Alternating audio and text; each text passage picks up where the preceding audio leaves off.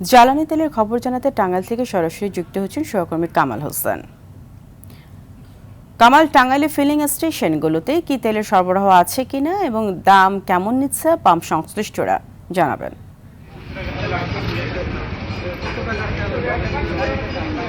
জি ফারিয়া, ধন্যবাদ। যে চিরাচরিত যে রুটটি ফিলিং স্টেশনগুলোতে আজকেও কিন্তু সেই একই দেখা যাচ্ছে। আমি রয়েছে ফিলিং স্টেশনে। আপনারা দেখতে পাচ্ছেন যে আসলে এই ফিলিং স্টেশনটিও কিন্তু মোটর সাইকেলের বিশেষ করে যে দীর্ঘ লাইন তো এখনো দেখা যাচ্ছে। আপনারা দেখতে পাচ্ছেন যে দীর্ঘ প্রায় 1 কিলোমিটার এলাকা জুড়ে মোটর সাইকেলের যে সারির সৃষ্টি হয়েছে।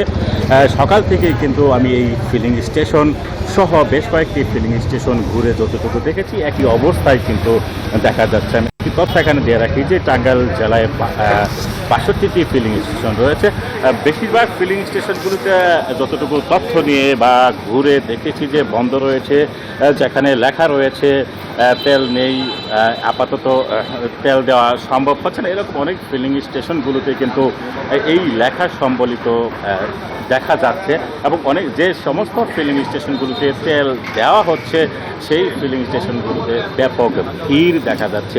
এখানে যেটি বলা হচ্ছে যে আসলে যারা মোটর সাইকেল চালক রয়েছেন তারা যেটি এবং স্থানীয় লোকজন বা যারা বিশেষজ্ঞ রয়েছে তাদের সাথে কথা বলছে যে মোটর সাইকেলের যারা চালক রয়েছেন তারা কিন্তু এই প্রায় কিন্তু তেলের জন্য আসছেন ফিলিং স্টেশনগুলোতে এবং তারা কিন্তু তেল মজুদের বিষয়ে তাদের একটি বিষয় কিন্তু অভিযোগ রয়েছে মোটর সাইকেল চালকদের বিরুদ্ধে।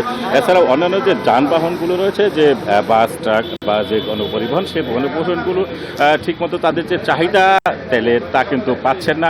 এছাড়াও আমি একটি খোঁজ নিয়ে জানতে পেরেছি যে যমুনা নদী রয়েছে, যমুনা নদীতে অনেক নৌকা চলাচল করে এবং নৌকার মাধ্যমে লোকজন কিন্তু তাদের চরাঞ্চলে যাতায়াত করে থাকে এবং সেই নৌকাগুলোতে জ্বালানি তেলের সংকটের কারণে সেই নৌকাগুলো কিন্তু ঠিকমতো চলতে পারছে না এবং এই নৌকা চালানোর সাথে যে সমস্ত লোক জড়িত রয়েছে জীবিকা নির্বাহ করে বেকার